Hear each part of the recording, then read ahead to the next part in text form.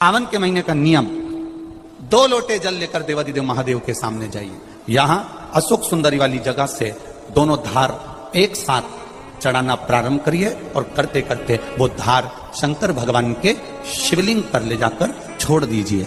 ये सावन के महीने के अगर आपने मात्र 7 दिन भी लगातार अगर ये धार आपने चढ़ा ली है तो देवाधिदेव महादेव की कृपा से 3-4 महीने में सूचना आपको प्राप्त होगी। सती में और पार्वती में एक अंतर भारी है। सती मां धनवान है और पार्वती मैया गुणवान है।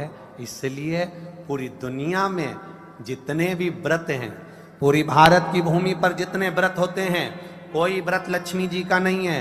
भारत की भूमि पर कोई व्रत सरस्वती मैया का नहीं है। भारत की भूमि पर कोई व्रत इंद्राणी का नहीं है। भारत की भूमि पर कोई व्रत किसी देवी का नहीं है। जितना भारत की भूमि पर एक व्रत भारी है वो है माता पार्वती जी का। तीज का व्रत करोगे तो पार्वती जी का है। चतुर्थी का व्रत करोगे तो पार्वती जी का है। छठ का व्रत करोगे तो पार्वती जी का है। आप जितने व्रत देवी जी का करोगे नवरात्र में तो पार्वती जी का है। भारत की भूमि पर जितने व्रत हुए नारियों के, छोटी तीज, बड़ी तीज, हरतालिका तीज, करवा चौथ, जितने चतुर्थी के व्रत, जितने तीज के व्रत, जितने छठ के व्रत, जितने भारत की भूमि पर हुए, ये सब माता पार्वती जी के हैं। पार्वती के क्यों हैं?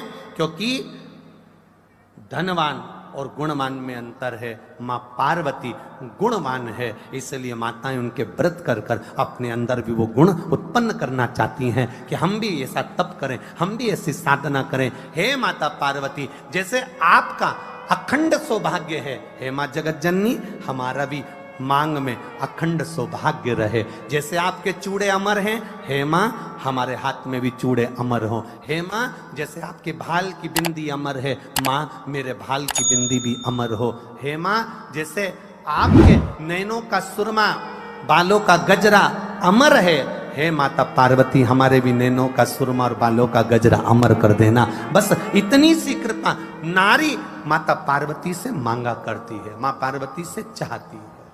सूचक वस्तुओं का जो दान करता है वो जीवन में कभी विधवा नहीं होता। महाराज वो 8 वस्तुएं बताई हैं। पहला कुमकुम, दूसरा पुष्प, चाहे लाल हो, चाहे सफेद हो, चाहे पीला हो, पुष्प कोई भी हो। तीसरे नंबर पर है चंदन। चौथे नंबर पर है तांबुल, 5वें नंबर पर है काजल। 6ठे नंबर पर है ईख। क्या बोलते हैं यहां पर ईख को? क्या बोलते हैं? गन्ना, ईख। 7वें नंबर पर है लौंग, खाने वाली जो लौंग होती है, लौंग। और 7वें नंबर पर है, 8वें नंबर पर है जीरा। कहते हैं चैत्र महीने की तृतीया तिथि को बिना नमक का भोजन कर कर, सुबह बिना नमक का भोजन करें, एक समय फलाहार करें बिना नमक का, और तुला दान के बराबर एक पलड़े में अपन बैठकर 8 वस्तुएं तुला की रख कर जो दान दे देता है वो नारी कभी विधवा होकर नहीं जाती। 7 जन्म तक अखंड सौभाग्यवती रहती है। अखंड सौभाग्य कार्य करेंगी तो भी सौभाग्य की सामग्री देंगी। सौभाग्य की सामग्री का दान क्यों किया जाता है? सौभाग्य सूचक वस्तुओं का दान क्यों किया जाए? सौभाग्य की वस्तुएं क्यों प्रदान करी जाती है, क्यों दी जाती है? उसका कारण क्या है?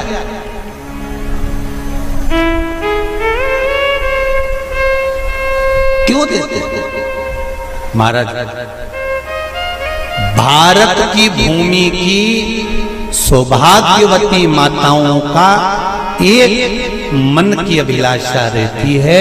भारत की भूमि की माताओं की एक अभिलाषा रहती है कि जब उसके प्राण छूटे तो अखंड सौभाग्य धारण करके पति के कंधे पर और पुत्र के कंधे पर शमशान पर।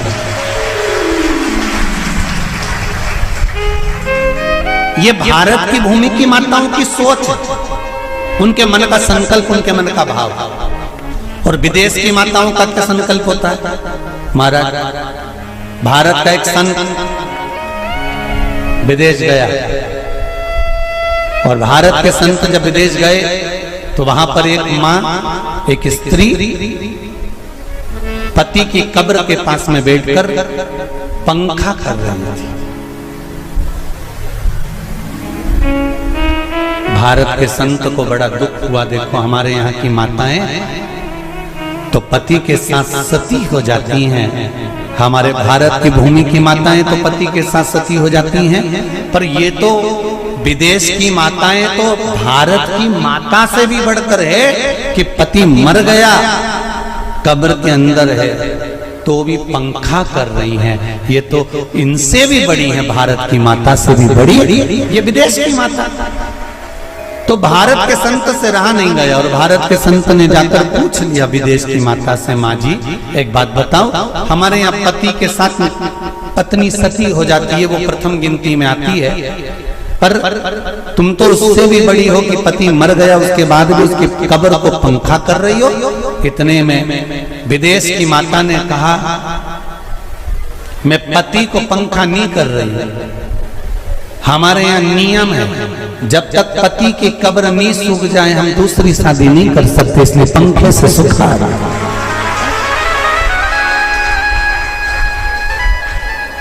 इसलिए पंखे से सुखा रही है।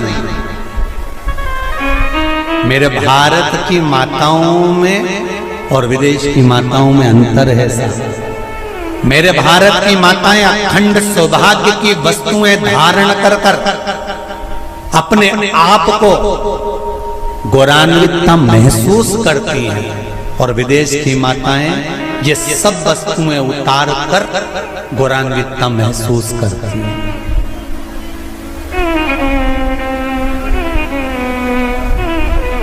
क्यों देते हैं चूड़ी का दान, क्यों देते हैं बिंदी का दान, क्यों देते हैं अखंड सौभाग्य का दान?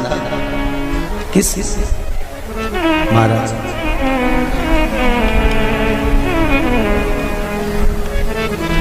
मेरे हाथों में भर भर के चूड़ी रहे, मेरे हाथों में भर भर के चूड़ी, और मैया कोई कामना मेरे मस्तक पे चमकती चूनर रहे, मेरे मस्तक पे चमकती चूनर रहे, और मैया कोई कामना मेरी मांगों में भर भर के सिंदूर रहे, मेरी मांगों में भर भर के सिंदूर रहे, और मैया कोई कामना नहीं मेरे पाँव में बिछुड़ी का जोड़ा रहे। एक बिछुड़ी नहीं, कितनी? 2, 3, 4, 5 एक एक पाँव में जोड़े से बिछुड़ी होना चाहिए, केवल एक नहीं, सिंगल नहीं। वो तो आजकल का फैशन हो गया महाराज, जो केवल एक बिछुड़ी धारण कर लो उसी में फैशन दिखे। श्रावण की शिव महापुराण की कथा कहती है जब बेटी को विदा करा जाता है और पहली बार बेटी के पांव में जब बिछुड़ी डाली जाती है तो वो बिछुड़ी भी अलग अलग नहीं होती, उस बिछुड़ी के जोड़ को चेन से एक दूसरे से बंधा हुआ होता। बोला सही है कि गलत? जितने आस्था चैनल पर कथा सुन रहे हैं, जितने फेसबुक पर सुन रहे हैं, यूट्यूब पर सुन रहे हैं, सुन लेना कि मेरे भारत की माताओं का जब पाणी ग्रहण संस्कार किसी बेटी का होता है, उसके पांव में जब पहली बार बिछुड़ा पिनाया जाता है, बिछुड़ी पिनाई जाती है, तो वो बिछुड़ी भी एक दूसरे से बंधी हुई होती है, चेन से बंधी हुई होती है। उसको अलग अलग वाली बिछुड़ी शादी के मंडप में नहीं पिनाई जाती। क्यों? जैसे ये बिछुड़ी एक दूसरे से पांव में बंधी हुई है, तुम्हारी जिंदगी अंतिम श्वास तक ऐसी ही बंधी रहे, यही बनना चाहिए। वो तो अब माताओं ने थोड़ा सा फैशन चेंज कर दिया, अब पाँव में ज्यादा बिछुड़ी नहीं पहनती, गड़ती है, चुभती है, एक बिछुड़ी धारण महाराज। पर नहीं, बिछुड़ी भी दो हो, जोड़े से। हमारी माताएं, भारत की भूमि की जो माताएं हैं, ये चूड़ी भी हाथ में पहनती है तो जोड़े से पहनती है। बोलो जैसा सही है कि गलत है? एक अकेली चूड़ी माताएं हाथ में धारण नहीं करती हैं। अगर भारत की भूमि की संस्कारित माताएं हैं और भारत की भूमि की सभ्यता और संस्कृति को जानती है तो अकेली चूड़ी नहीं, जोड़े की चूड़ी पहनेगी, 2 चूड़ा डालेगी, 4 डालेगी, 12 डालेगी, पर सिंगल नहीं, अकेले। और सरल भाषा में समझ लो, हमारे यहां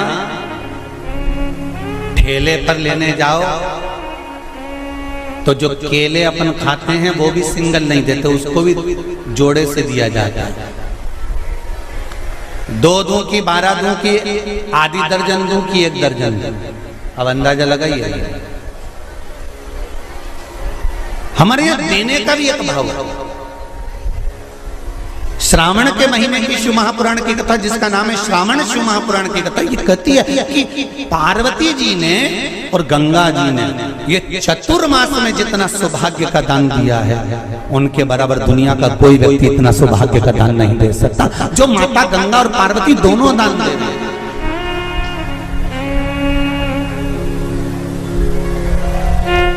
प्रतिदिन दे रहे हैं।